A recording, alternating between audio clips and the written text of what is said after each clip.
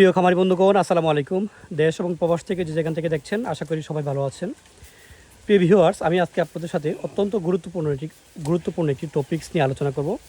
তা হচ্ছে গবাদি পশুর এফিমেরাল ফিভার রোগ নিয়ে। এটা মূলত হচ্ছে এক ধরনের ভাইরাস।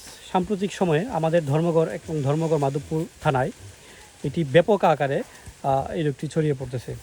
এই রোগের প্রাথমিক যদি কিছু লক্ষণ আমি দেখি, সর্বপ্রথম যে লক্ষণটা এটা হচ্ছে আপনার গবাদি পশুর শরীরের তাপমাত্রা থাকবে অধিক 105, 6, 7 এরকম থাকবে।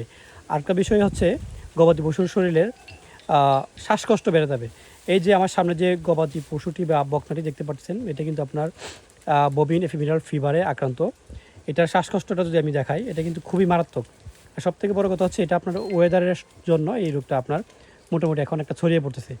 আপাতত যদি একটা বৃষ্টিপাত হয় তাহলে দেখা যাবে যে এই রোগের সম্ভাবনা বা ছড়ানোর সম্ভাবনা একটু কম থাকবে আর কি। এই যে গরুটা দেখতেছেন, এটার দেখবেন শ্বাসকষ্ট দেখবেন অতিরিক্ত, খুব বেশি শ্বাসকষ্ট। আমি যদি আপনাদেরকে দেখানোর চেষ্টা করি,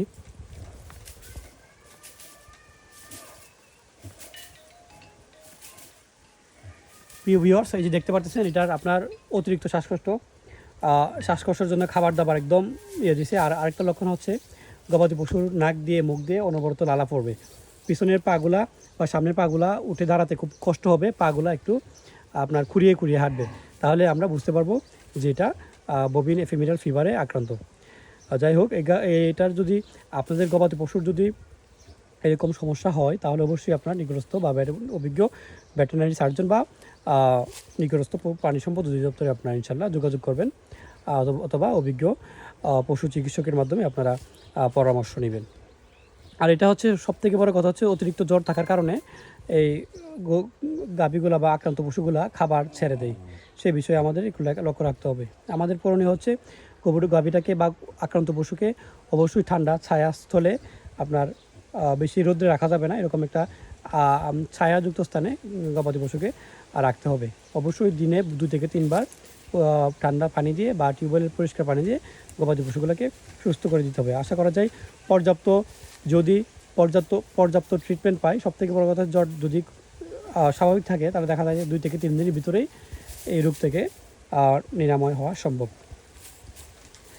আমি আজকে সকাল থেকে প্রায় প্রতিটি যতটা খামারে যাচ্ছি সবগুলো খামারেই দেখতে পাচ্ছি আপনার এই যে ববিন এফিমেরাল ফিভারে আক্রান্ত। এই যে দেখেন, আমি দেখাই, নাক দিয়ে কিন্তু আপনার তরল পদার্থ বের হইতেছে, লালা পড়তেছে, মুখ দিয়ে লালা পড়ে। আর সবথেকে বড় কথা হচ্ছে, এটার সবথেকে ভয়ানক বিষয় হচ্ছে এটা অতিরিক্ত শ্বাসকষ্টের কারণে কিন্তু অনেক সময় দেখা যায় যে আপনার চিকিৎসা করার আগেই গবাদি পশু মারা যায় বা নিঃশ্বাস ত্যাগ করে আর কি। প্রিয় ভিউয়ার্স, আজকে এই পর্যন্তই। অন্যদিন হাজির হব নতুন কোনো টপিক্স নিয়ে। সে পর্যন্ত ভালো থাকুন, সুস্থ থাকুন, আপনাদের খামারে সফলতা কামনা করছি।